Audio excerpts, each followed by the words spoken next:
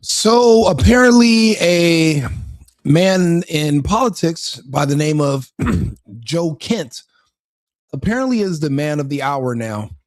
Everyone's talking about him. He's on every news station. He's been elevated even to being on Tucker Carlson's show again. It's always a red flag to me when someone who is a low profile, relatively obscure person is all of a sudden just elevated for something as trivial as having a difference of opinion when we're supposed to have a diversity of ideas inside of any administration. Now, magically, he is the superhero of fighting against MAGA, apparently, because he's anti-war. Last time I checked, all of us in MAGA were anti-war. But when I start seeing people on the left and the right are now calling him an anti-Semite white supremacist, that's already a red flag. That it just stands out to me because they say that about everyone who is not a part of the Uniparty. MAGA is not Republican. MAGA is not Democrat. MAGA is outside of the Uniparty. We're a completely separate group. We're nationalists. And there is nothing that's going to benefit our nation by continuing these foreign wars and these foreign entanglements. Excuse me. Obviously, even though I am America first, I'm a Trump supporter, I'm anti-war unless it comes down to defending our borders. Was Iran threatening to invade the United States? No. Were they threatening to attack us? No.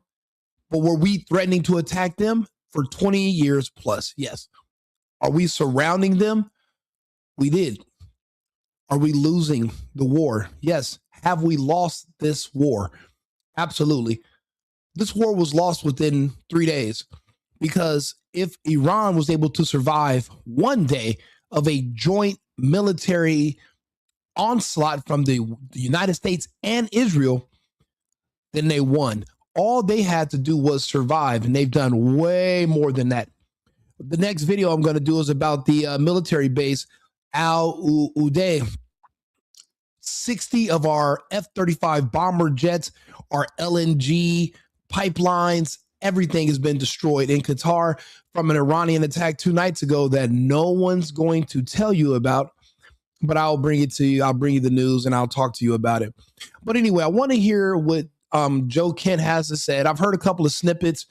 I want to hear his thoughts, but I just can't believe that this man is so, why aren't there more Joe Kents? How is everybody on board with bullshit that we apparently were tired of? It just shows you that there's a huge, massive disconnect between the people we elect to represent us and the people that are being represented. They're literally not following our demands or what we want. They're going in their own separate direction. And this whole being slaves to Israel, we were all celebrating that Netanyahu had met his demise, but now they put one of his body doubles. And now that we think about it, we don't even know which body double this is because we don't know how many times Netanyahu has been deleted. And then they brought another double. So this could be double number 4, double number 8. We don't know. They don't tell us anything. They lie about everything. And we're beholden to them. And we thought America would eventually be free from the grasp of Israel. But now it seems like they're putting us back into a headlock. They resurfaced with a body double of Netanyahu that's alive and well.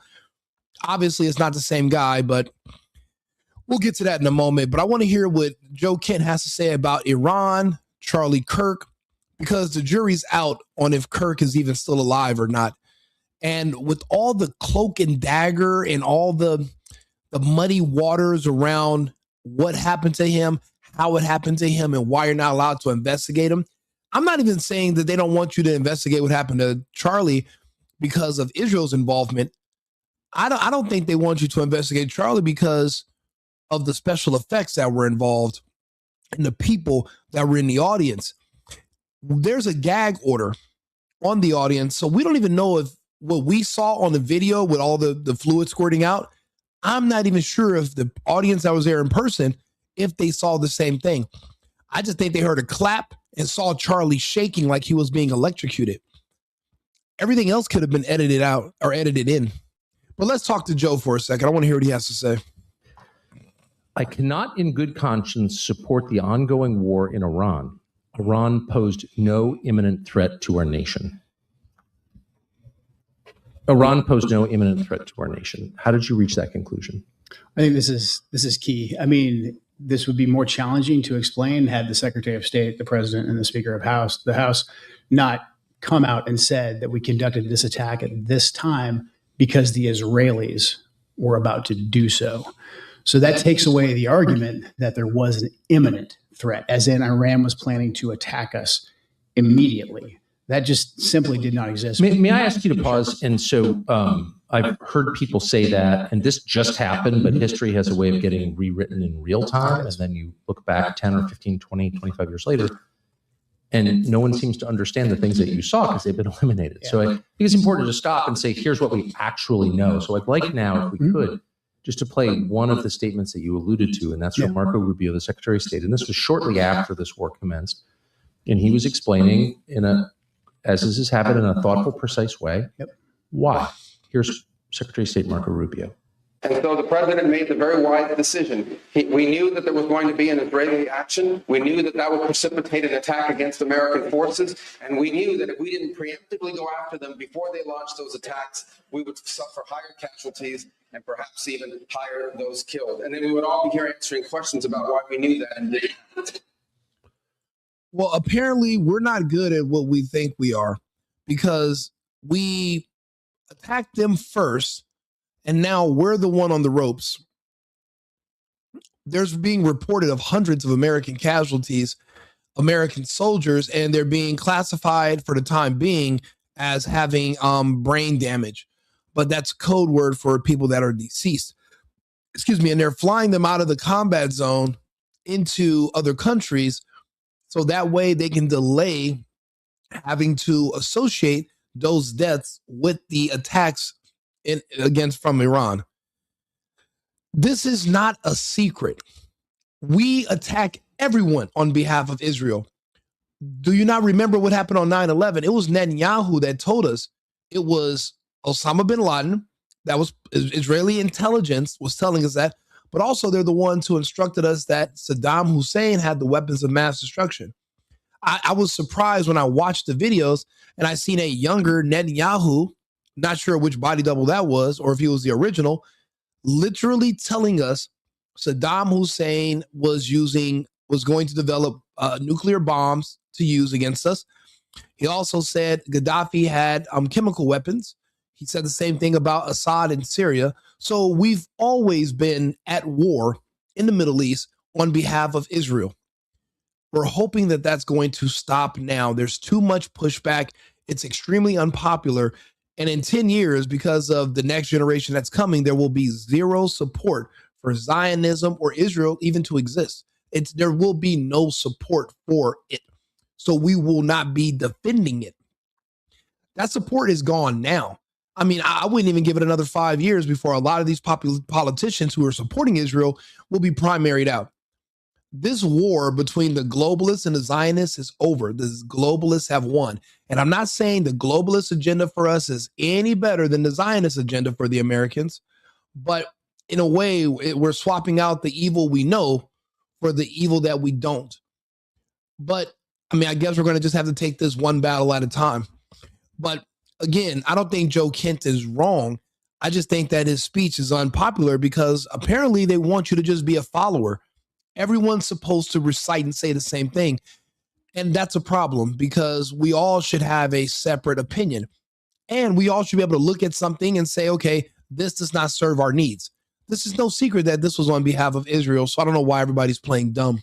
Okay, so that is his almost contemporaneous explanation, and it's not offhand. He reasons it out. He explains there's a logic chain there, and he says, we knew not that Iran was going to attack. He did not say that. Right. He said we knew that Israel was going to attack Iran, and in retaliation for those attacks by Israel against Iran, Iran might attack American forces. So the imminent threat that the Secretary of State is describing is not from Iran, it's from Israel. Exactly. And I think this speaks to the broader issue. Who is in charge of our policy in the Middle East? Who is in charge of when we decide to go to war or not? In this case, with what the Secretary described, and later on the President, later on the Speaker of the House, and the way the events played out, the Israelis drove the decision to take this action, which we knew would set off a series of events. And again, this is what they would consider unpopular speech. This is the speech they want to censor. The fact is, we are attacking Iran because Israel was going to attack them already. So it's not because Iran was threatening us.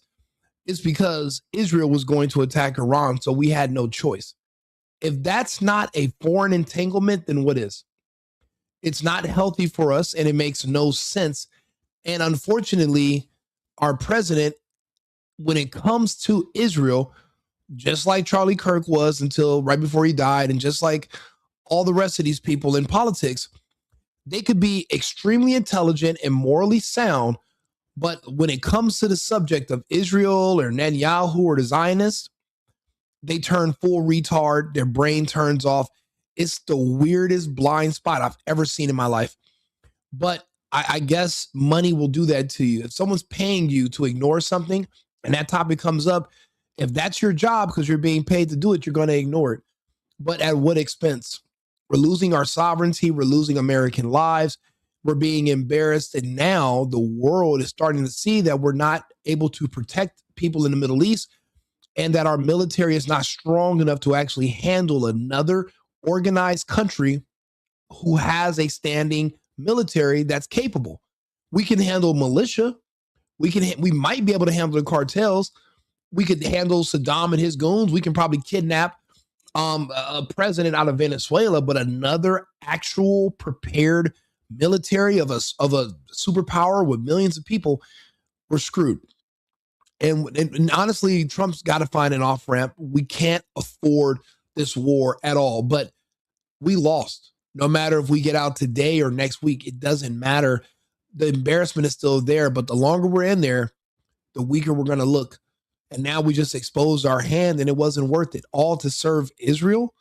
I'm an American. I don't want to have to serve another country, and I don't want another country being in control of my politicians where it's so blatantly obvious that they want to make it illegal and call you an anti-Semite for pointing it out.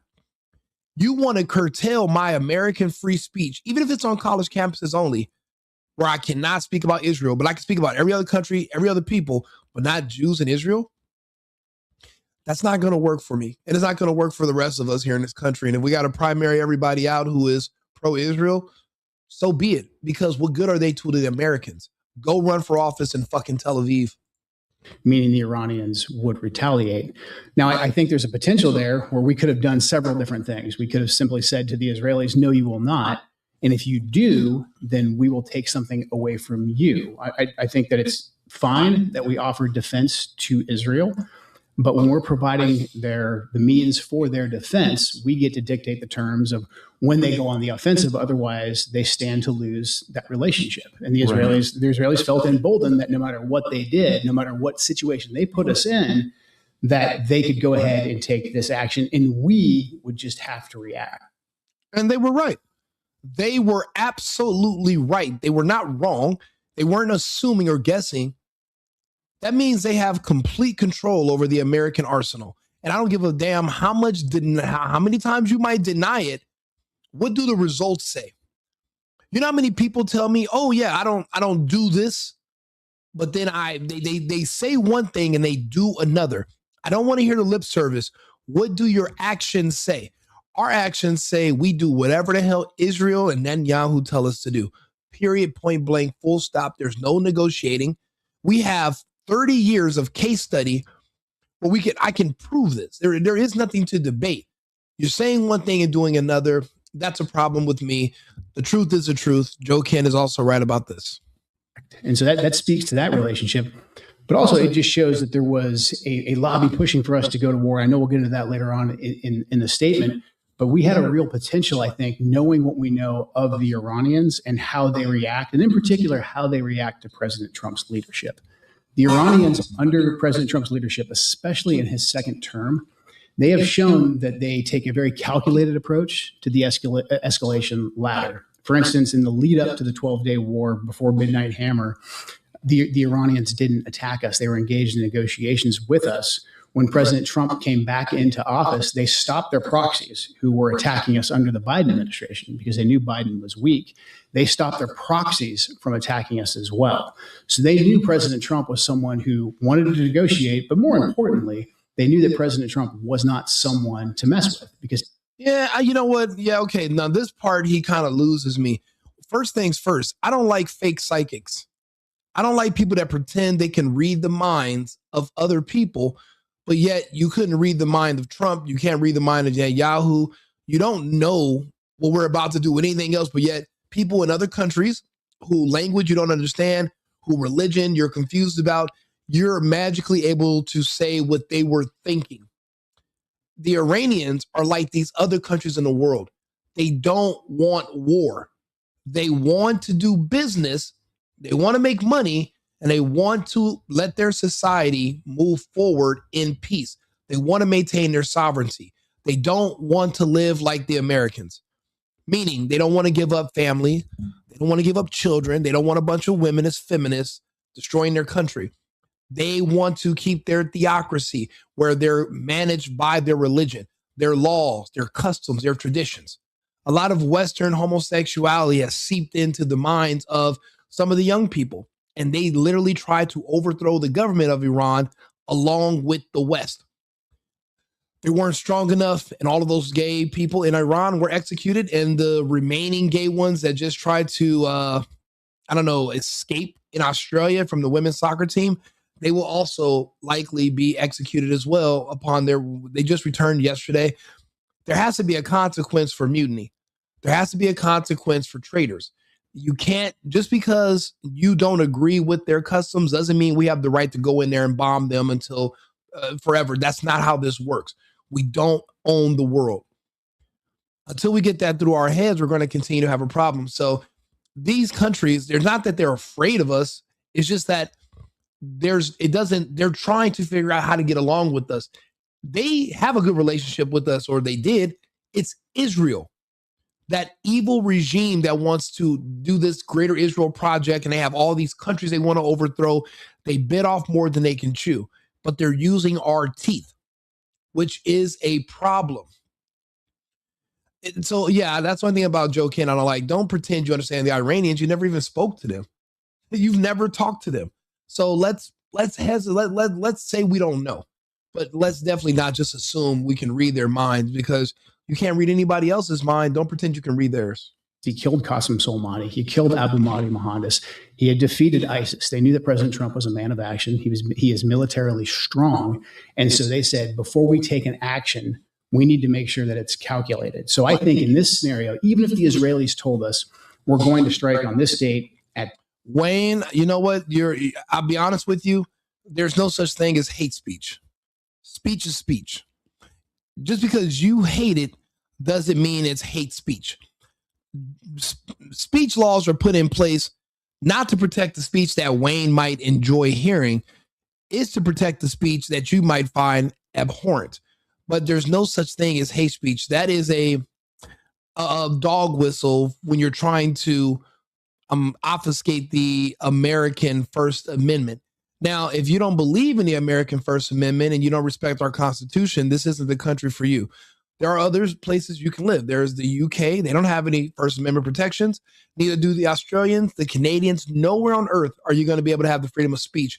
If you want to live in a country that lives under hate speech laws and guidelines, you have 194 to choose from. But the United States would not make a good home for someone who doesn't believe in free speech. Free speech includes hate speech. Free speech demands hate speech. It's the speech that's hate. Whatever speech that you might hate hearing is the one that needs protecting, not the speech that you enjoy and that you can sleep at night when someone's talking to you and saying a bunch of sweet nothings in your ear. It's the stuff you don't like. And that goes for Israel and anti-Israel and anti-Zionism. That goes for that speech as well. Just because you hate it doesn't mean it's hateful. But even hateful speech is protected by free speech, as it should be. I hope we could have an understanding about that. this time, and we didn't, try to negotiate with the Israelis and say, hey, we'll take something away from them, I think we still could have back-channeled to the Iranians and said, hey, if something happens here in the next couple of days, it's not us. We're still serious about negotiations, and we don't want to escalate this, because it's well known what the Iranians' plans were. We knew that they were going to hit potentially our bases in the region, potentially our allies. We knew about the Straits of Hormuz. All of these things, I think, were fairly well known. And the Houthis' ability to close the Red Sea, which they've not yet done, but which would be catastrophic to the world. Everybody knows somebody who has had an unexpected tragedy. And they basically hit a part of a base in Qatar that they knew we didn't have any troops on. Yes. They didn't want to escalate any further than we were willing to go. But also the Iranians, when they pose a threat to us, they usually do it with their proxies. And if their proxies stick their heads up and their proxies come after us, this is basically the Trump doctrine. We hammer them, and we hammer their high-profile leaders.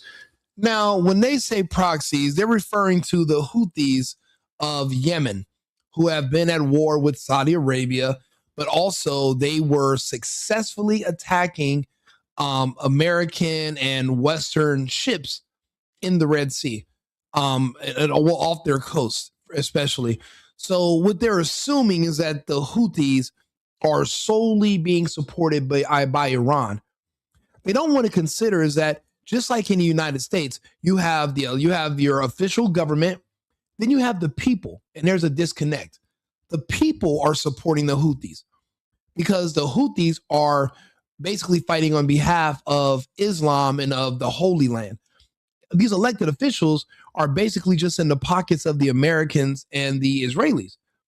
So they don't really count. It's not Iran that's necessarily hiring these people. These people are fighting on behalf of their Islamic world that we've invaded. It's self-defense, and I'm a strong believer in that anyone and everyone has the right to defend themselves. Us being 5,000 miles away with our military forces is the opposite of self-defense. We are the aggressors, and we've lost. This war was over before it even began. We just assumed that we were going to just, steamroll them because we steamrolled others who were weaker. The thing is, we've always been very careful to pick our battles, but we started to smell ourselves a little bit too much, and we're not being realistic about our military capabilities anymore. Since the vaccine mandate, a lot of our good patriotic soldiers left the military. The only ones that remained were Marxists and communists, a lot of gays, a lot of black kids who hate the country. They're just in the military to get a check. They're not there because they're patriots. You have a higher chance of getting friendly fire from these people turning on each other than you do of them actually successfully attempting a ground invasion of another country, working together. They don't like America. They're using America. So you got to understand, we don't really even have a ground force anymore. We have air superiority. Maybe our ships are being shot down. We just lost 60 ships at an air base in Qatar. So we're losing that capability as well. We are not who we think we are. And these other nations are watching us expose ourselves, which is not a good thing, because the only things that are really protecting us are the Pacific and the Atlantic. No one really has a desire to invade us, because for what? Our cities are already destroyed. They've literally used fifth generational warfare to mentally destroy our country. We have no children anymore. We're no longer getting married. Everyone's on drugs. Everyone's gay. Everyone's confused.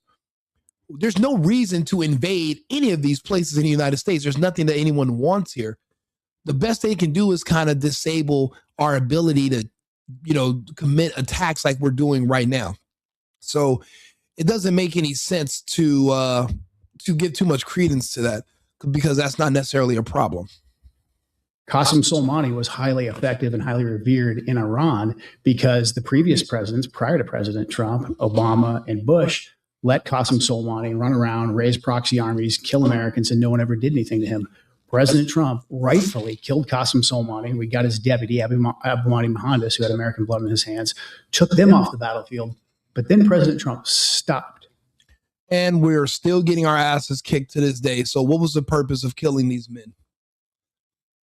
We're still at war. You know what's crazy? The French, there was a French assassin that spoke months ago, and he was talking about a war that was going to start in February, March. This is the war that they thought Candace Owens was going to create a lot of problems when it came to selling this to the public. And they were right, because now we're all questioning everything. And none of this adds up. It doesn't hold water, doesn't make sense at all.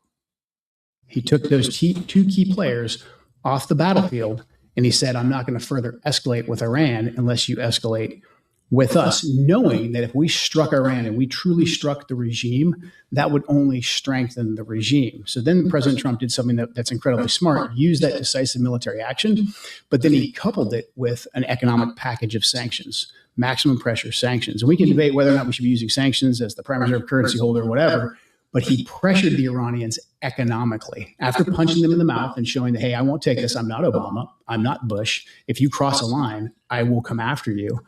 Wilbert, you're absolutely right. You know, it's crazy. I mean, Trump, he's, you know what? He's a great he's a great president if you're a nationalist. Him with the deportations, the fact that we were somewhat heavy-handed at first with deportations, it spooked a lot of illegals to self-deport. Millions of people have already left. Millions of people are being deported. Our rents are going down in the cities where we have the highest deportations. We are doing good on a national scale. However, he's completely screwed up when it comes to geopolitics.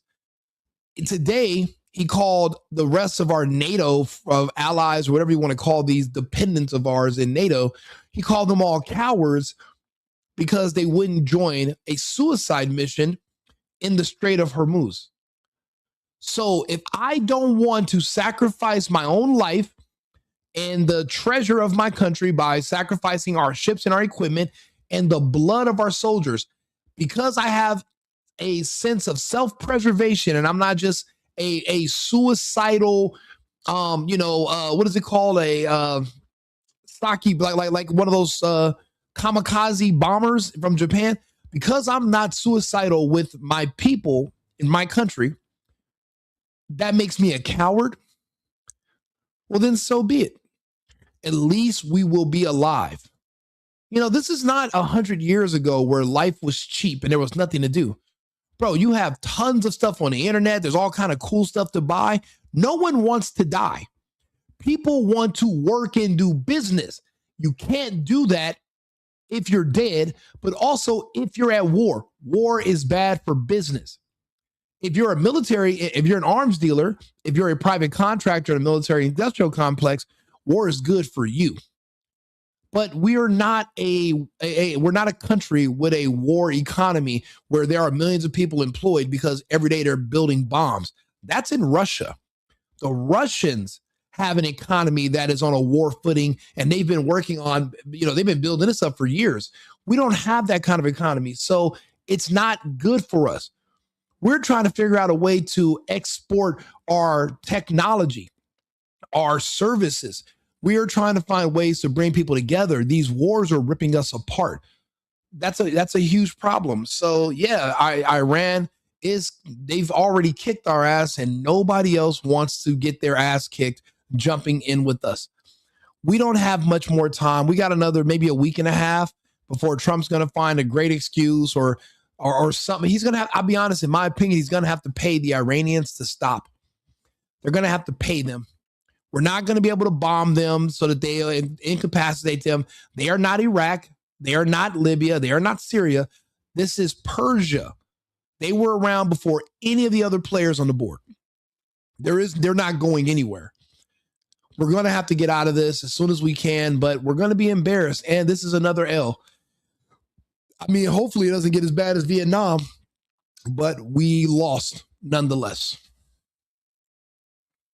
But then he really put the pressure on them economically. If you look at the effect of the economic sanctions, that's what got the Iranian people on the streets actually protesting against the Ayatollah's government, which is ostensibly what we would like. We would like to see a bottom-up regime change where we get rid of the Ayatollah, but it's the will of the people, and they have a new successful government that's stable that we can deal with. The Ayatollah is the equivalent to the Pope. Have you ever heard of another country talking about we need to get rid of their pope and that's going to rally the people against their government? It's a dumbass idea. That is their religious figure, and it is a theocracy. That means it's a country whose government is based on their religion. You know, the kind of country that men in America wish we had, where we could actually, because think about it, whenever it comes time for you to have kids or get married, that's all of a sudden when you want to grab a Bible. That's when you want your wife to behave a certain way and you want to raise your children a certain way. It's all smoke. It's all fun and games until the woman you're sleeping with is pregnant and you don't want anyone else sleeping with her. And you want to have access to your children so you can raise them a certain way so that they can grow up and be healthy and functional. Then you want to lean on religion. Then you want to take your family to church. Imagine a society where that's built into the framework of the people. Mentally, they're already there. That means the most to them. You know, fear of God is what helps guide humans into making better decisions. People behave a certain way in their current life so that they're not punished in the afterlife. It's a thing that us humans do. That's where religion comes in. It kind of just teaches you how to handle certain situations and deal with other humans who we have to cohabitate with.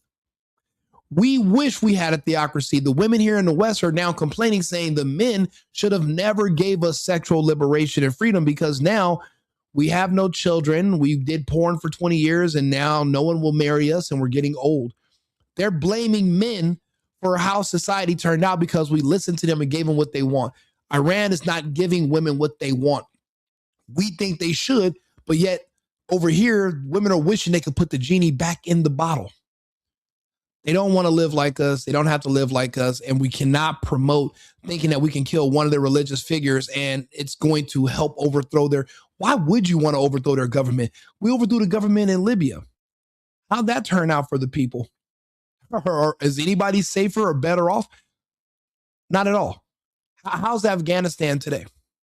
Or matter of fact, tell me about Baghdad. I want to hear all the, is there an In-N-Out somewhere in Baghdad? Or is there a Wendy's?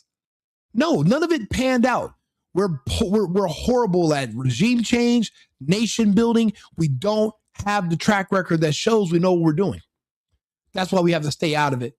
All of this foreign entanglement over in of deciding who to kill for this outcome, it's failed.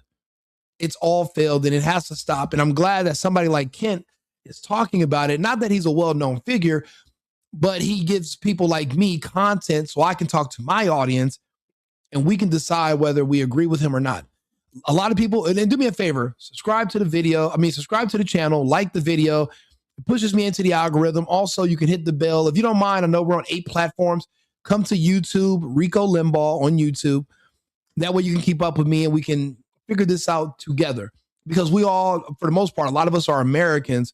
We have to figure out what we are going to do next based on the decisions of these idiot politicians who we thought were going to represent our will, but instead they're representing other countries. We're going to have to change that. And if Trump doesn't get his shit together, I'm not going to be able to support him. But Trump is not MAGA. Make America Great Again is not Trump. America and Trump are two different things. I'm focused on my country. I'm focused on my people. I'm focused on tomorrow. The presidents are going to come and go. Like I said, when it comes to national issues, Trump is great. He's bad with diplomacy. He's insulting to these foreign leaders. And I don't know. It seems like he was doing good at first, but a lot of the progress is already sliding. So Trump's going to have to get it together or we're going to, I don't know. I don't know. Because, I'm not going to go to the left. I'm not going to start supporting child mutilation and decriminalizing the consequences for pedophiles like a Democrat did, Senate Bill 145 in California. We're not that upset, but we don't like how things are going, but we're not that mad that we're going to start supporting child mutilation. That's not what we're going to do.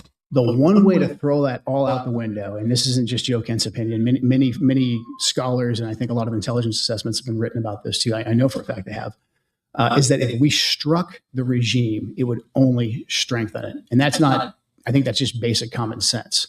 I mean, I think of myself, and probably you're in this camp as well, We didn't like Joe Biden. We didn't like Barack Obama. But if an outside force were to come in here and try and topple them while they were the president, I would 100% rally around the flag.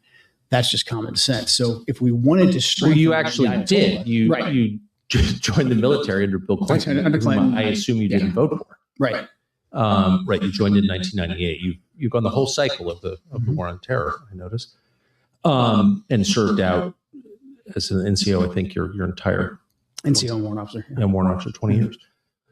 And I should just say, I hate ever to refer to him. You know what? Maybe that should be a requirement for our politicians going forward. They've done some kind of civil service. They've, they've been in the military. They understand structure. They understand politics. They understand geopolitics. It seems like the only people in politics that have been morally grounded and kind of America first were those who had previously served before running for office. I'm starting to notice a pattern. I'm starting to see a pattern. So I think that's something we're going to have to talk about in another video after this. Man's resume as like a data point because your ideas exist separately. But in this specific case, meaning you spend most of your time fighting Iranian proxies. Yeah, a good deal of it. Yeah. Yeah. So you're aware of the threat from Iran. You have personally used violence against that threat. I have. Yeah. A lot of it, I think. And you supported the president's policy up until fairly recently. Right. And you've said that a lot in public. In fact, you went to work for him. He hired you. Yeah. Right. But here's from what I can tell is the central question: imminent threat. Now, the president has said many times to many people, including the public, Iran can't have a nuclear weapon. Mm-hmm. I'm sure he must have said that to you. You don't have to say it, but he said it to everybody. Is that fair? That's fair. Yeah. I don't like that. For one thing, in my personal and professional opinion, there are no nukes. They don't exist. It's a figment of your imagination. And the certain countries that have other treaties that would never invade each other anyway, they use the threat of nukes as their excuse for not invading each other, but they have other treaties, and that's why they're not going to invade each other. But it seems like the only countries that are never being invaded by the U.S. are countries that are nuclear armed, like North Korea. That little guy up there is still talking big shit and testing weapons, and no one's even considering invading him because why? He's playing the nuke game. If Iran said that the Russians had sold them some nukes, this war wouldn't be happening right now. So honestly, I think everyone should pretend that they have nuclear missiles, and that'll maybe keep everyone at bay. Because you know what they say, a armed society is a polite society, and this is we're a world society right now. The world's getting a lot smaller, so because of that, everybody should say they have them just to keep others within their own goddamn borders. They can't have a nuke. Whenever asked, we say, let's just start here. They can't have a nuke. Mm-hmm. Okay, got it. Everyone agreed with that conceptually. Was Iran on the verge of getting a nuclear weapon? No, You know what, Rob? That's the truth. And you don't know what they have either. So it's just as ignorant to assume they don't have nukes as it is to assume that they do, because we don't know. So what you're saying, the argument can go both ways. You don't know, I don't know, but we don't know. But it can go either way. They weren't, 3 weeks ago when this started, and they weren't in June either. I mean, the Iranians have had a religious ruling, a fatwa, against actually developing a nuclear weapon since 2004. That's been in place since 2004. That's available in the public sphere. But then also we had no intelligence to indicate that fatwa was being disobeyed or it was on the cusp of being lifted. The Iranian strategy, it's actually pretty pragmatic. The Iranians are obviously aware of what's taking place in their region. I mean, listen, people want to argue me about the nukes in other chats. I'll put it like this. If nukes existed, those maniacs over in Tel Aviv would have used one on Iran on day 2. You think Israel and those arrogant Zionists, you think they will let their cities be turned to rubble? Iran's going to hit their desalination plants. You know what that means? That means there will no longer be Palestine. Okay, this is what that means. If Iran hits those 5 desalination plants in Israel, that means Palestine will be free because there will be no more Israelis living there because there will not be any water. And there won't be any water for years. They get their water from the ocean and they have to remove the salt to drink it. It's like 99% of their water comes from there. They don't have underground lakes like we do here in America. They have to get their water from the ocean, purify it from the Mediterranean, and that's not happening. So there will not be an Israeli state anymore if those desalination plants are hit. Their population is too large, and their cities are already being turned to dust. The Iranians are not letting up. They would have already hit Iran with a nuke if they had them. They would have hit Iran 20 years ago with a nuke if they had them. They only have nukes for Iran. Let them tell it. If you're not going to hit Iran with a nuke, who was Israel planning on using the nukes on? You might as well not even have them because there's nothing to have. You know, all those movies we've seen years ago, a lot of that was just make believe. It wasn't real. We didn't even use there was no atom bomb dropped on Hiroshima and Nagasaki. They used the same type of firebomb that they used in Dresden, Germany. The firebomb they're so powerful because the fire needs oxygen. So most people don't even burn up from the heat. They literally suffocate to death. So that's, you know, you don't really need a nuclear bomb. And we believe in these fantasies, but it's not a real thing. It's not. And their strategy was to not completely abandon their nuclear program because they saw what happened to Muammar Gaddafi in Libya when he said, hey, I've got no more nukes. I'll do what you say. I'll give up my nukes. And we gave him the Nobel Peace Prize. Yeah, we regime changed him, and he was, executed by his own people in the most horrific way. Sodomized by a bayonet. Right. Okay. So that's that's the lesson I think that the entire region took from that when Hillary Clinton. Unfortunately, that's what the neoliberal warmongers. That's the lesson that they showed everyone in the region. And then conversely, the Iranians also knew that if they came out and said, "Okay, we've got a nuke," whether they were bluffing or not, Saddam Hussein. Iraq right next door. So they kind of had this. Hung, I think. He was hung by his own people, after a bloody, war that's still essentially going on. Hung by his own people. His own people that were being paid and inspired by the West to turn against him. They hung Saddam. So now do you understand why the Iranians have to execute the students and the soccer team and the wrestler? Because if you don't, then they'll execute you. And then what are your kids going to do when Iran is destroyed? No more theocracy, the destruction of the religious framework, the destruction of morality, no more families, no more children, no more marriages. What, then they're just like us. Is that what the Iranian people want? Absolutely not. Now you understand, if those people were not executed, then what happened to Saddam in his own country by his own people and vice versa with Gaddafi would have happened to the clerics and those in charge of Iran. Iran was just a lot stronger and the people are just more dedicated than the people in these other countries. They weren't able to pull it off. But now you can understand, because people were, yesterday I got a lot of pushback when I was saying that those women from the Iranian soccer team were traitors. I did a whole video about it and I explained my reasoning for saying that. And then you look at their still pictures, right? They cut their hair. They all want to look like Ellen DeGeneres. A lot of them want to be lesbians. They want to be gay. They want to walk around topless in Tehran and get on OnlyFans and pose nude on Instagram, but their government is stopping them. So it's like, it's insane that they want to be gay like the West so bad that they're willing to topple Persia, which has stood for 2,000 plus years. It just shows you how self-centered and selfish these women who don't want to be wives and don't want to be mothers because they want to be gay. It just shows you their priorities are not the future of their country and their families because, well, they don't have families. That's why the hand must be heavy and justice must be swift, or you will lose the stability of your country, and then where are your kids going to live? Now I have to ask myself that question here in the United States. Why do you think I make videos now? Why do you think I have these conversations? I don't want to let things get too out of control. I'd rather help be in control of the situation.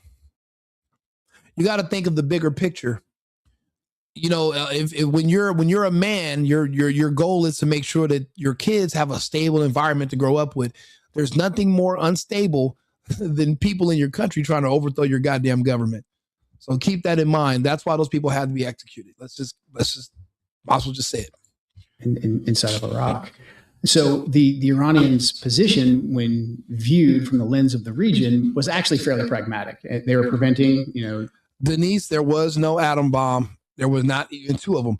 If there were, then the radioactive isotopes would have rendered the soil infertile for 20 plus years. The women would have not had children. They wouldn't have been able to rebuild those cities in under 5 years, which both Hiroshima and Nagasaki were reconstructed in under 5 years. They never tell you that because they want you to believe this lie that an atomic bomb was dropped on those cities when it was not. It was just a really massively large firebomb, the same type that was dropped on Dresden, Germany. I'm versed in this. I know more about it than you. I've actually been to these places, so that's why I can say these things based on my own observations, and I've actually researched it. You're speaking from what you've heard from someone else, not because you actually looked it up yourself or even consider what I'm saying. So please look into it and think about it. I know as an American, we're not used to thinking. We're used to somebody telling us what to believe. But this is going to be a brand new exercise for you, okay? You're going to use that brain muscle and you're going to think for yourself. Themselves from developing a bomb, but they still wanted the ability. They wanted the ability to enrich. They wanted the ability to have some components so that they weren't completely stripped of it. And when we always assessed that they were either several months or a year, 2 years away from actually being able to develop a nuclear weapon. And that's not because the Iranians are stupid people. I think we can tell right now that the Iranians are anything but stupid. They had the ability, I think, that the brain power to actually develop one, or they could have simply traded a ton of oil with Pakistan or someone else to actually get a nuclear weapon. They were not doing that. We had no intelligence to indicate that they were. Then why was the president, was he told that they were on the brink of it? Why at the beginning of every conversation about Iran would the president say, I don't want Iran to have a nuclear weapon? Why was that the central question when, and you would know since you were the director of the National Counterterrorism Center, why would he say that if there was no intelligence or evidence that they were actually developing a nuke? So, I mean, a couple things. This is what I talk about in the letter about this ecosystem of information that's laundered through a lot of prominent neoconservative types that are very sympathetic to the Israeli cause, and then also Israeli government officials who give us things in semi-official channels. What they did was they created basically a shifting red line or a new red line. So if the president's red line was Iran cannot have a nuclear weapon, we've actually got a lot of trade space in there for a deal to be made because of what I just described with the Iranian policy. Essentially, the Iranians saying, okay, well, we don't want a nuclear weapon. Well, that means we basically are at a point where we can start negotiating and we can come up with a deal. And the president is a fantastic deal maker. So if your goal is to move us away from any kind of deal and your goal is to move us into a conflict, you have to shift that red line. And that's where a lot of this, I would say, what became a de facto U.S. policy of Iran can have no nuclear enrichment. It was laundered through a lot of the different talking heads, Mark Levin, Mark Dubowitz. You've got the Foundation for the Defense of Democracy. You know, a lot of this we've already heard. I want to get to the juicy stuff about Charlie Kirk. Let me see. Let's see where that is. Give me a second. Let's see. It's fine. You name it. Well, there's been a lot of from our intelligence just simply isn't true. And they'll say, hey, I'm giving you a preview. It's not in intelligence channels yet, but here's what's going to happen. Didn't see any of that. I mean, that must have been such a weird experience for you. This time with the president as Israeli officials did? I don't know. I don't know that for sure because I don't know exactly how frequently the Israelis were engaging directly with the president. It did, Ali Khamenei. However, he was moderating their nuclear program. On the rest of the world, all of them disastrous. Then on the American side, Trenched in this. exactly, And that's exactly what they're doing right now. after. And The Israelis told us that they wanted, this is the time using the media. I mean, so you've already seen in the wake of a recent terror attack, neocons use that attack. To be locked up. Of course. Iraq war that cost our nation the lives of thousands of our best men and women. 5 years in Iraq, over 7 to. As I was realizing that we were lied to get it, it's time to do something different. Transparent about my motives, not in this to. I believe that the internet is like 25% real. Then I think you have the echo chamber as well, because you in Iraq, which again led to. It was clear that we were being pushed by the Netanyahu government into this war that they. Public now, this is all out there in the open. And he's arrested, and then 2 days later. Here we go. Of all, and I don't know if you can answer it. I don't think I can answer it.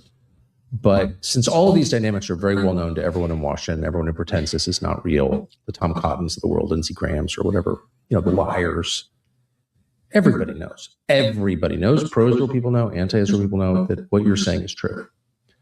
I don't think there's any debate about any of it.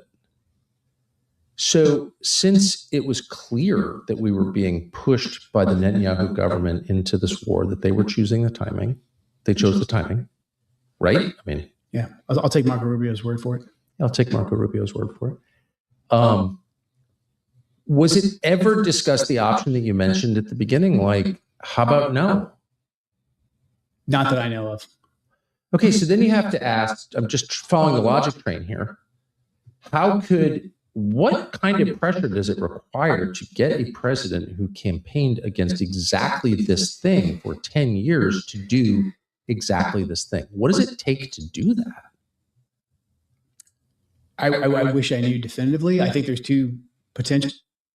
Investigation from a U.S. agency with a lot of experience in gathering intelligence on things. That's your job. The FBI will say, and the DOJ will say that because it's an ongoing case, it's a Utah State case, that back off nation attempt. There's Butler happens, and Crooks, according to the official narrative, anyways, is an enigma. We don't know anything about him. We can't get. Okay, so this is the part that I wanted to talk about when I first saw it. This is the part that's scary. I'm starting to realize that the people that we have in government, they're not really in government. They're just there. Like, yeah, it's a game. We pretend that we're electing these people, right? But they're not even, once they're elected, they're still kept on the outside. It's kind of like when your older brother passes you a controller and tells you can play the game with them, but it's not plugged in. And you're just sitting there, he's saying that even him being in government, even he's kept out of the investigations and he's not a part of the know. That's crazy to me. Because I used to think, okay, once you get elected, they just open the doors, you get clearance. That's not the case. How is it that the guy who shot Trump from Butler is an enigma to this day? No one knows anything about Thomas Crooks at all. They said they couldn't access his devices. They couldn't access his social media. It's been years and we don't know anything about him. We know everything about Tyler Robinson, who they're saying allegedly killed Charlie Kirk, which nobody believes because no one's seen him do it. And it was broad daylight and he wasn't up there. He wasn't even at the scene. But how do we know more about the man who allegedly shot Charlie than we do the guy who tried to smack our president in Butler, Pennsylvania right before the election? It's insane to me. We know nothing about him. Nobody does. And you would have thought we've had a whole dossier by now. We don't have any information. This should scare everybody. We don't know what's going on around us. We think the adults are in charge. We think people who are smarter than us are in charge. We are wrong. We are making the wrong assumptions. They are not in charge. They have no idea what's going on. And what if Trump's just a layman like this guy and he doesn't even know what's going on? How is it that Thomas Crooks is still an enigma years later? Unbelievable. into his devices. If we did get into his devices, maybe there's nothing there. No more questions are allowed to be asked about Thomas Crooks. The DHS IG is currently being blocked from investigating Butler as well. That's out in the media. You know what? Can of pharma. Unfortunately, I think you're correct, and that scares the shit out of me because we don't, like you just said, there are people who call themselves elites who think they're elevated above us. They're elite people, and we're just, what are we, the commoners? What are we, we're the villagers, and they're the ones in the castle, and we don't even know who they are. So here we are being controlled by people who we don't know. We don't know their interests. We don't know their goals, their plans. But yet they have a say-so in our lives. That should be scary to all of us because we don't know what they're going to do next. And if you don't know what's about to happen, how can you have stability? How can you feel comfortable about tomorrow? Or it's way too much risk, in my opinion. But I think you're right, and that's a problem. That's all well known. Your investigative journalist found that Crooks did indeed have an online persona, quite an online footprint. He was talking to people. So yes. It's like, why aren't we investigating this? I mean, if An attempted murder of a presidential candidate, and then there's another assassination attempt. There's been multiple public breaches of President Trump's security over the last year. And then, Charlie Kirk is killed publicly in a very horrific way. And we're not really even allowed to look into that at all. And Charlie Kirk was one of President Trump's closest advisors, and he also advocated heavily against a war with Iran. He was in the Oval Office in the lead up to the 12-day war.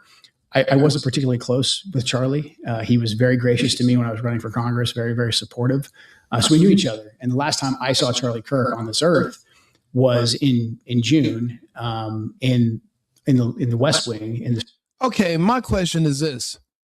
Let me ask my AI, let me ask my co-host. Excuse me, Arthur.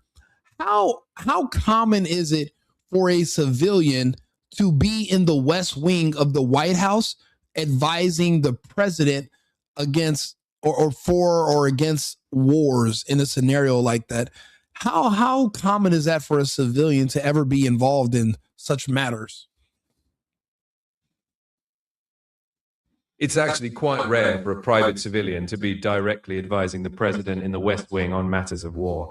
Typically, national security decisions involve high-ranking government officials like cabinet secretaries, military chiefs, and national security advisors.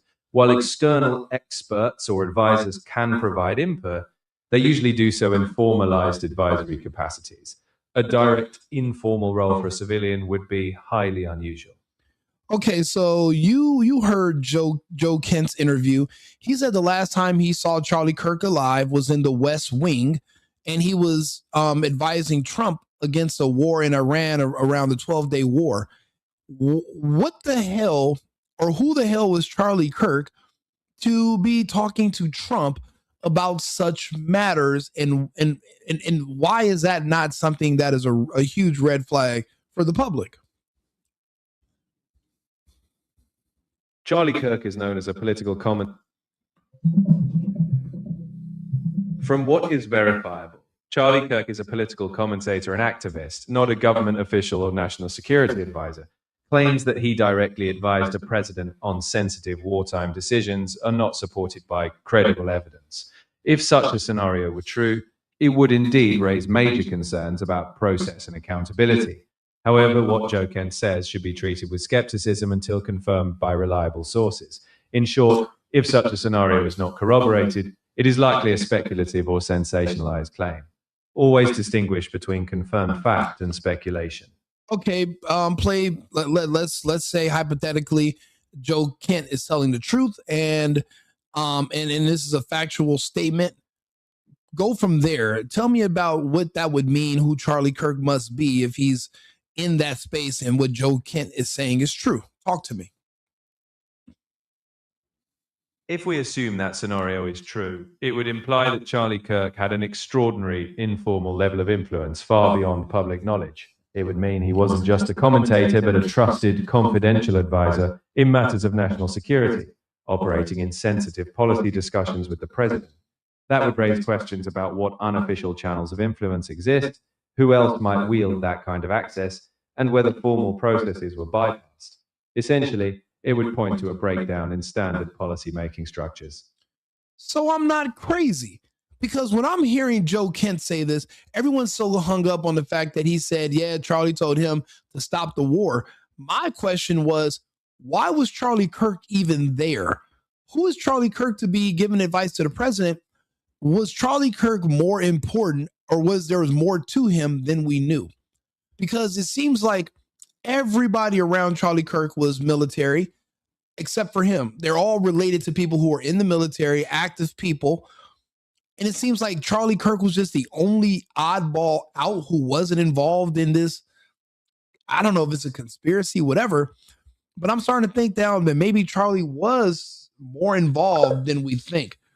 I think there's something else going on. Why in the hell was Charlie Kirk in the West Wing talking to the president of the United States about a 12-day war against Iran? He goes to college campuses and he fucking owns liberal kids and gays and blacks. He teaches them about themselves. Why are you in the West Wing? It just seems like there's just so much there was so much going on with Charlie Kirk. It's like, unless we have more information, it's hard for us to make heads or tails of what was really happening. But I know this. There's some stuff that's missing about Charlie. And even according to the AI, at least according to the when we're doing the questions right now to Arthur, he must be a higher ranking person who has some kind of affiliation with our government. He wasn't just a political commentator. Okay, so what was he? See, this is what I mean when I say I think Charlie is still alive. Because now, if you told me he was just a political commentator going to the schools and some random gay kid shot him, okay. But when you're a high-ranking American government official that's advising the president on war scenarios, I'm starting to think that maybe you were a little bit too valuable to get assassinated and you're somewhere else in an advisory capacity. I mean, there's just too many variables. There's too many questions. And then Joe Kent throws this at us. The last time he seen Charlie Kirk was in the West Wing advising the president. What the hell was Charlie Kirk doing there? What's going on? What is this? That's the least likeliest person that should have been in the West Wing talking to Trump about war. Was he there for a field trip? Was he there to do a tour of the White House? What the hell is he doing advising Trump on a war? But he's a civilian. You know, I have questions like, okay, Jeffrey Epstein was a civilian, but in 1993, he hired 1,000 scientists that used to work for Los Alamos military base. They were working on the Manhattan Project for the United States. But after the fall of the Soviet Union, they were out of work. Epstein was able to access these scientists and recruit them. As a civilian, he's not even in the government. It's like there's like something weird going on where everything is not the way it's supposed to be. Like that's not supposed to be able to happen. As a civilian, Charlie Kirk should not have been in the West Wing. Like, that is very uncommon and weird. If anybody agrees, let me know. Do me a favor, subscribe to the channel, like the video. If you have questions just like me and you want answers and you're trying to figure this out just like me, follow me, talk to me. Let's figure this out together. It doesn't make sense. And no one's given us an explanation, which I have a problem with. Let's listen to what Joe Kent says about this one more time. I want to hear this again. Well, that's out in the media. That's all well known. Your investigative journalist found that Crooks did indeed have an online persona, quite an online extensive footprint. one. He was talking to people. So it's like, why aren't we investigating this? Oh, hey, Stormy. Yeah, good to be back. I was in Mexico on vacation. I didn't go deep into Mexico. I just went Rocky Point for a friend's birthday. I needed to take a little break. But now I'm back and I'm gonna be here. And you know, I'm glad you're here. Thank you, Stormy, for being here. And thank you, Edward. I do agree with you as well. This is crazy. But let's listen to what Joe Kent says. And this is the first time I think anyone's ever heard anyone publicly announce this about Charlie Kirk. Listen to what he says. You know, I mean, if An attempted murder of a presidential attempted candidate? murder of a presidential candidate, and then there's another assassination attempt. There's been multiple public breaches of President Trump's security over the last year. And then, you know, Charlie Kirk was killed publicly in a very horrific way. And we're not really even allowed to look into that at all. And Charlie Kirk. Okay, then maybe he wasn't executed publicly in a horrific way, because if he was, then what would be the harm in looking into it? There wouldn't be. Kirk was one of President Trump's closest advisors, and he also advocated heavily against a war with Iran. You cannot be a civilian and a presidential advisor. I don't think that's how it works. You cannot be one of the most important presidential advisors, but from a civilian post where you have access. You're not even supposed to be in those meetings. There's a level of clearance that is required. You can't just bring somebody off the streets and divulge confidential information with them about our armed forces and our plans. That would seem like a breach of security. I'm sorry, that just doesn't make sense. That someone from a civilian capacity, I mean, what are we, Stargate SG-1, and you're this, and Charlie Kirk was Daniel, and you're working secretly with the press? Like, it's not adding up. How was Charlie Kirk, who is a political commentator who goes to college campuses, you know, I will be honest, I was this shocked when I found out Turning Point USA was getting $100 million a year. For what?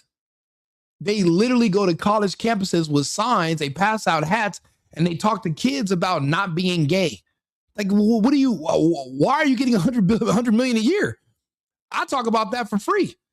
I like talking about that for free. Why are you giving Charlie Kirk? I don't like, it's like there's a whole nother world that's layered on top of the real world, and the two don't mix. It's like water and vinegar. It's like it's not mixing.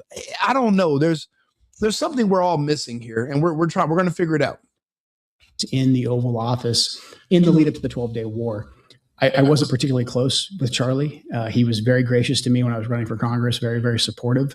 So we knew each other. And the last time I saw Charlie Kirk on this earth was in June in the West Wing, in the stairway. And I said hi to him, and he looked me in the eye, and he said very loudly, and it's a small, you've been in the West Wing, it's small, it's a tight space. And he said, "Joe, stop us from getting into a war with Iran."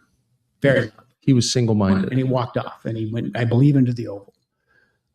So when one of President Trump's closest... So wait a minute. Trump wants war with Iran. Israel wants war with Iran.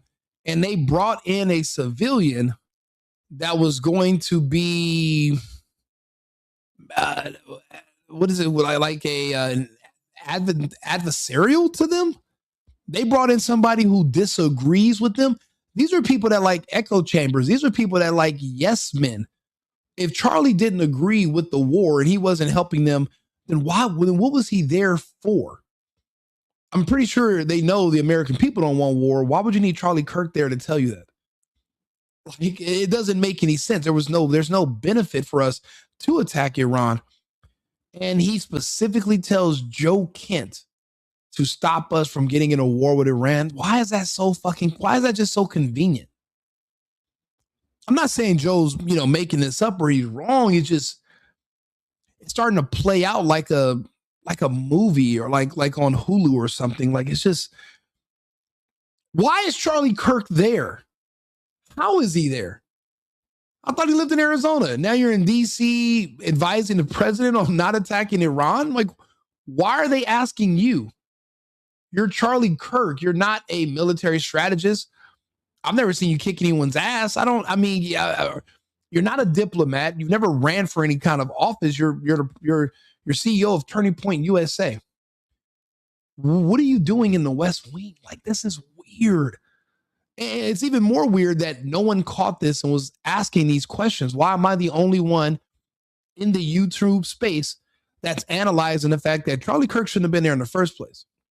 So this gives more credence to when Jesse on Fire is saying, hey, I think Charlie's still alive, because people who are typically this important, they don't just die, publicly. That's not how it works.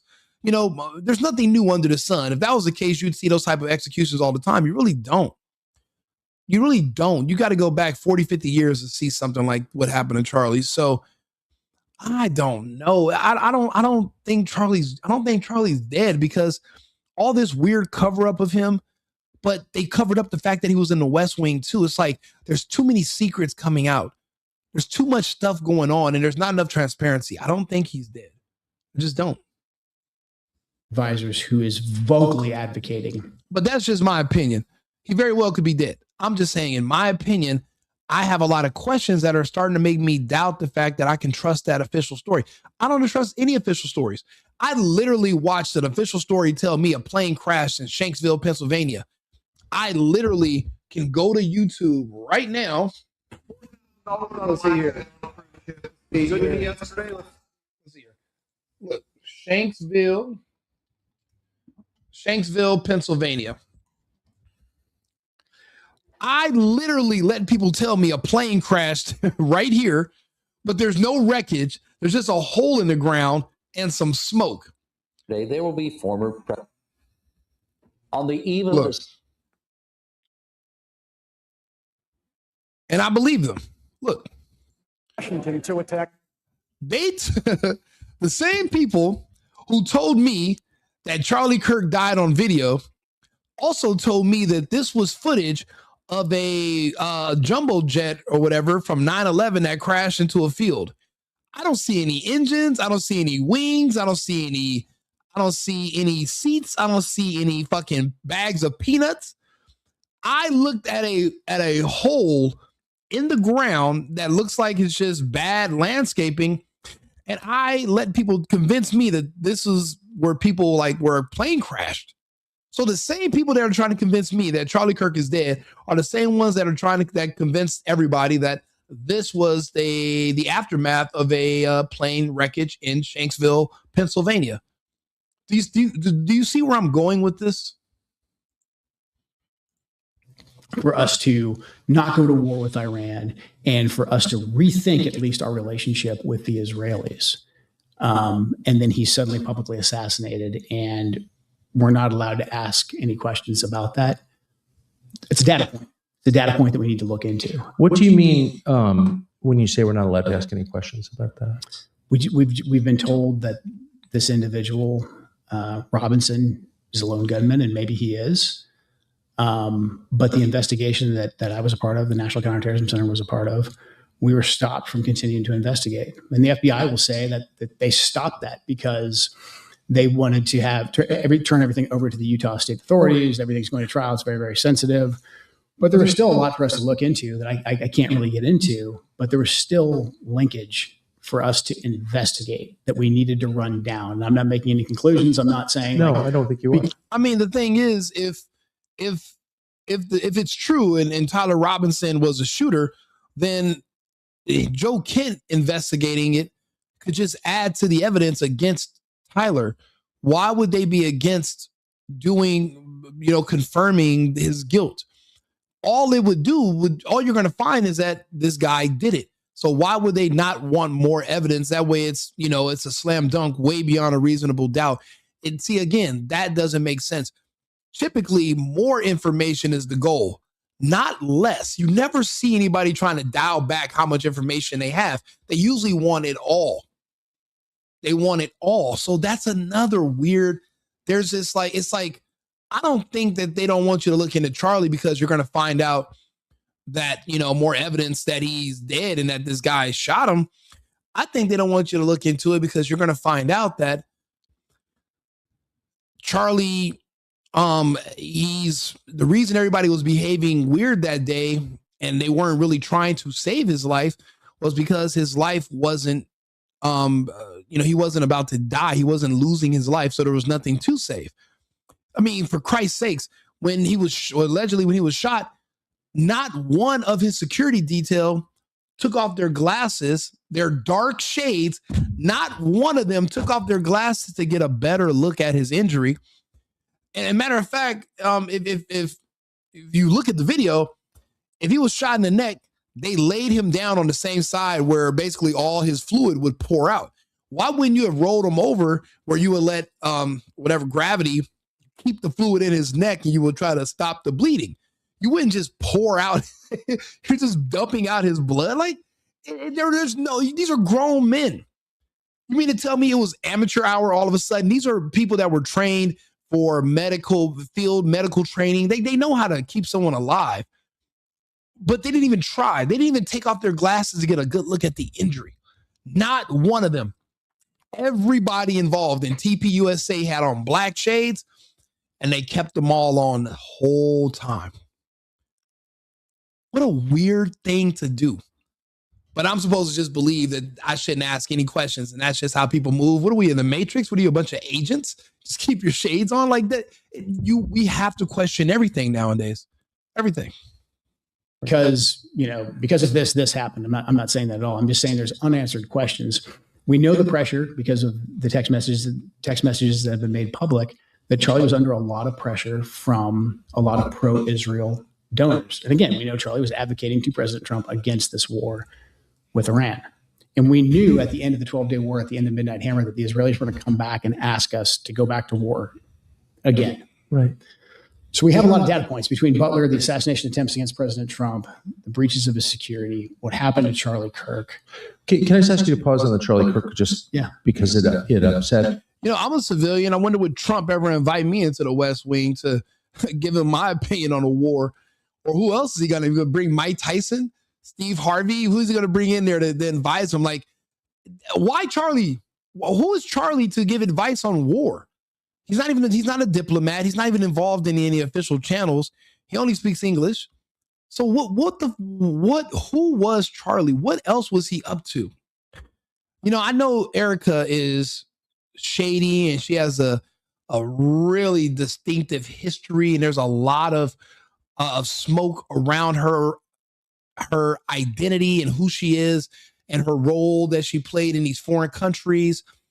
All the Romanian angel stuff. There's a lot of dark stuff about Erica, but it's starting to seem like maybe there wasn't just an entire world built around Charlie, like he was Truman, and he just wasn't in on it. The guy was too damn smart. You mean he didn't pick up on anything all these years? He just didn't know nothing? And he's just basically the victim of circumstance? I'm not saying it's not possible. I just don't think you're able to fool somebody as smart as him for that long. Short term, of course, but for years, and I don't know. I'm starting to doubt it. I'm having doubts. It's me to hear what you're saying, to be reminded that he was murdered, but also to hear you confirm what was reported in the media several months ago, that your office had been blocked from investigating his murder. That does not make sense to me. I don't understand why you would ever turn down help in an investigation from a U.S. agency with a lot of experience in gathering intelligence on things. That's their job. The FBI will say, and the DOJ will say, that because it's an ongoing case, it's a Utah State case, that back off, they've got it. They've got a smoking case. They've got the fingerprints on the gun. And they've got the kid. But the FBI was involved in the case. The FBI was involved. The FBI's basically said that they're deferring to Utah because it's now a state case. They've established a precedent for federal investigation of this crime. Yeah, and the National Counterterrorism Center's mandate is to investigate any foreign ties, to see if there's potentially any foreign ties. If we don't find any foreign ties, we back off. What I'm saying, without getting into too much detail, is there was more for us to investigate. You believe there was reason to investigate foreign ties to Charlie Kirk's murder, and were told by the FBI, DOJ? FBI and DOJ, yeah. No, you're not allowed to investigate that. Stop. It's done. They basically cut off our access to be able to get into that information. And look, I didn't even say necessarily that I believe there's 100% foreign ties. There were data points that we needed to investigate. I mean, I think anybody who's even, looked at any kind of police investigation, you get 100 leads, you run them down, and 99 don't mean anything. We still had a lot more leads to run down that pertained to some kind of a foreign nexus that we were stopped from investigating. It seems like he was digging a little too deep, and I'll be honest, he would have accidentally stumbled upon that Charlie is still around, and that this was actually a military operation to remove him from the scene and to fake his death. I mean, Now, just because I don't know exactly why they would do that doesn't mean there's not a good reason to do it. I mean, I'm not on the inside, and I'm sure if this is the case, if they explain it to me, I might say, okay, that makes sense. But as of right now, we just know that something weird happened and something weird is continuing to go on, and they don't want anyone investigating this. You'll be surprised how many people tell me, don't talk about this, don't bring this up. And I'm like, why? What don't you want more exposure? Don't you want to know the truth? I have a thing where I need to know what's happening. I want to know. I want to understand. And I guess some people don't have that innately in them. But me, I care to know. I need to know. And Tucker's right. Why would you not want more help if that's the truth? Then all you're going to find is more. All you're going to do is be able to confirm that that's true. Why would you not want the extra help? It seems like they're trying to cover up something, and it's not Charlie's death. The only other thing I can think of is that they're trying to cover up Charlie's life because he's not dead. But that, again, he could be, but it seems like they're trying to cover up more than just his death, because when someone dies, I mean, you can show their autopsy picture, where their grave is. He's not even buried anywhere. No one's asking these questions. No one cares. I'm like, I thought we all cared. Again, I live in this country. I want to see, I used to love watching Charlie debate and talk to these people about these different topics. It was inspiring. I didn't know so many people were mentally ill living around us that are literally going to be driving and creating policy, working. I had no idea how many people were mentally ill until Charlie put it out there on Front Street. So yeah, I'm heavily invested in the truth about what happened to him. Either way, I need to know. And it seems like there's definitely something being covered up, but it's something more than just him dying that's being covered up. It's not about who did it to him, but also if it even happened at all. And, that just strikes me as inconceivable that could happen. And again, I was aware of it from reading about it, but not really to the extent that you've just described. So I would love to hear the justification for that. And can you flesh that out a little bit more? What were you told was the reason to prevent you as a federal intelligence official running the National Counterterrorism Center from looking into the murder when you had reason to look into it? Well, the way the bureaucracy works is they can just kill things in process. So initially we were cut off pretty early on from being able to access like the files and then being able to, send people out there. We sent people out initially to work in the task force. After the crisis period, the first week or so, that dispersed, and we basically were told that, hey, we'll get back to you if we find any kind of foreign ties, et cetera, that we want you guys to look into.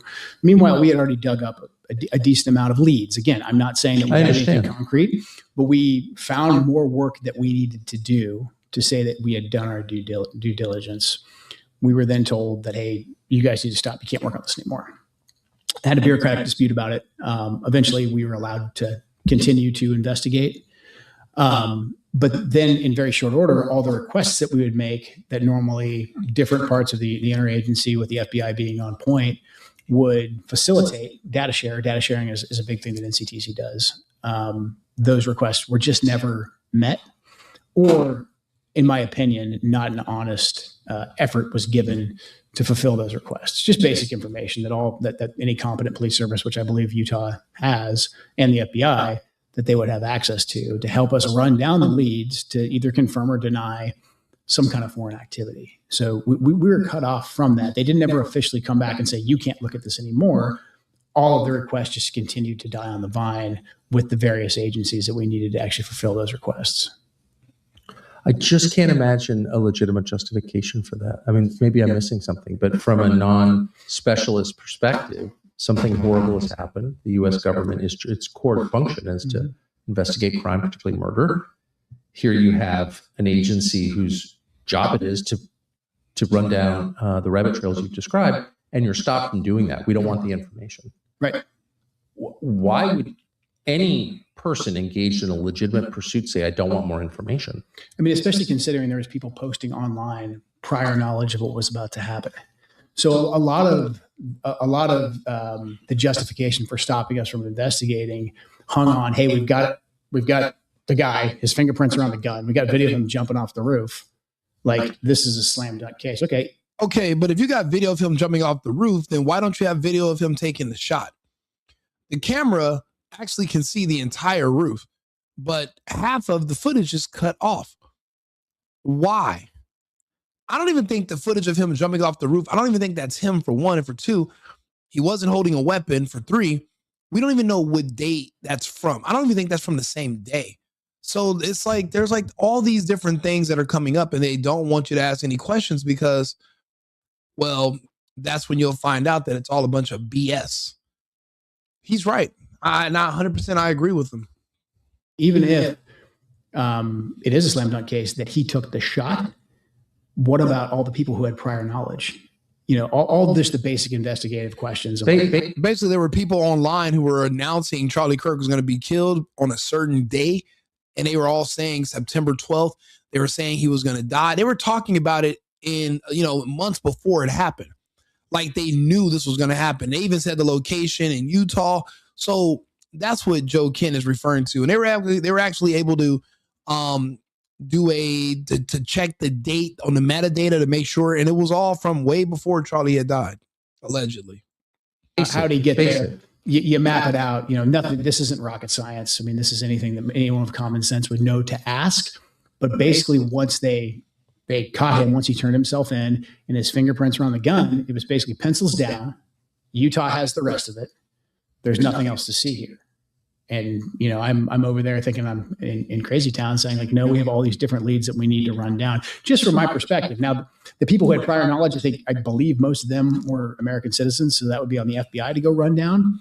But again, not without saying anything specific, there was more work for us to do on the potential of a foreign nexus. Again, not saying there is one, but we had more work to do, and we were blocked from doing that. I can't, my heart is pounding listening to this.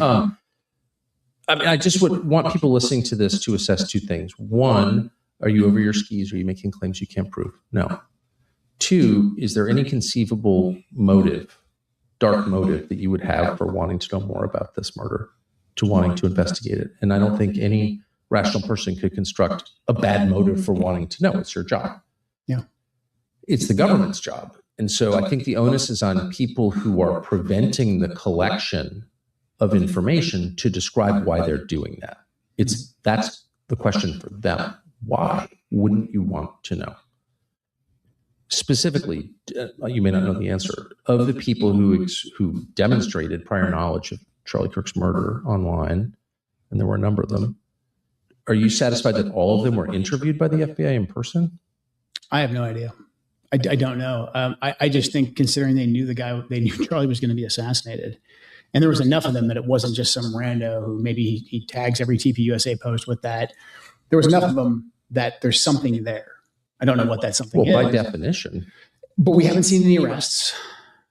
So to me, there's more work to be done. And because that could have been posted from anywhere, that would be in the purview of the FBI or NCTC, or if they're overseas. And to me, I personally did not see any effort being taken to continue to run that down. Now, I'm sure they will say, hey, we're open to anything. We'll continue to investigate. But, we're coming up on several months now. Why hasn't this been done? Are you bothered by it? I'm very bothered by it. I'm very bothered by it. Like, I personally did not know Charlie well. But Charlie Kirk is a generational figure. I mean, he led a movement. He was speaking to millions of young Americans who came out and who voted for President Trump. And he was just a genuine great man, husband, father. I mean, how can you not like Charlie Kirk? But also the fact that he was murdered so publicly. And yes, there's been a lot of sympathy, and his movement has grown, et cetera. But actual curiosity about getting to justice, to figuring out what happened. I mean, has his movement grown? I don't see any other TPUSA people on these college campuses talking to students. I don't even know what the hell they're doing no more. I know they did a halftime show, made a bunch of money. I know they made a bunch of money selling t-shirts and merch and commemorative memorabilia when Charlie died, but I don't know what they do anymore. I have no clue what TPUSA is even up to. So it seems like his movement actually died when he died. Now it's just the business and the money making part kicked in. but not as far as the movement, the America First movement, where we are speaking to liberals and trying to convert them over to a reasonable conservative perspective so that we can all be on similar footing coexisting in this country. I don't see that anymore. Yeah, people like me, we have these conversations online. We haven't been doing a lot of in-person stuff because you can reach more people via the internet. But Charlie was going into the belly of the beast. I wouldn't mind doing it. I can hold my own. I just, again, you have more reach on the internet. Yeah, it might show you have so many subscribers, but hundreds of thousands of people are literally watching your videos over time. So that's why I make this content. Yeah, I don't think TPUSA really is doing anything right now, to be honest. That makes me furious that we're being blocked from that, and that we're not allowed to ask the question anymore. We're just not allowed to talk about it anymore. And I think that's absolute insanity. And what does that mean? What does that mean that there are people and there's entities out there that don't want us looking into this? And I'm sure they're preparing the response right now, and they're saying that's because we don't want to screw up the Robinson trial. Like, okay, if the Robinson trial is so slam dunk, then don't worry about it. Yeah, it should be solid. Then why would you care? Etc. It shouldn't matter. But there was people publicly posting they had prior knowledge of this, and I'm here telling you, as someone who's involved in the investigation, there was more stones for us to overturn. And every time we asked, we were blocked. And then they, leaked to New York Times. We had a blow up, and we had to throw them out of the room because they're crazy, etc. So it's incredibly frustrating that there's not more, especially considering how pivotal Charlie was to the MAGA movement and to President Trump, that there hasn't been a more concerted effort to find the truth and to find justice. Do you think there will be? I pray there is. I hope this helps. I know, you and I will probably take some flack for it. I don't know why, and I doubt I'll be. Yeah, it's at a certain point. I've really tried not to say anything about it because I don't know the answers, but I want them to be found because I believe in justice and because I love Charlie. And but I think everything you have said, may be dismissed as crazy or evil. But tell me how. Right. With reference to the words you've just spoken, I don't see how someone could level a legitimate attack on you and won't stop them. You mentioned the breaches of the president's security that have been reported. One that was reported in ICANN. Like I said, when it comes to this topic, there are so many gaping holes. And when I'm now being pragmatic about how I fill those spaces, it's more than it's way past trying to cover up who killed him or even cover up it's not about the death. It's about more than that. These are all questions that are coming up. Everyone's acting so weird. The reason they're acting weird, in my opinion, is because they're not acting like somebody just died. They're not behaving like somebody very important and close to them just died. That's what and people are creatures of habit. There's nothing new under the sun. I mean, you can literally basically just do basic studies of people and see that there's something fundamentally wrong. And then you have somebody like Joe Kent coming out and making all these declarations, and we find out that he's in the West Wing. There's this, I don't know. I'm going to talk more about this. Do me a favor, subscribe to the channel, like the video.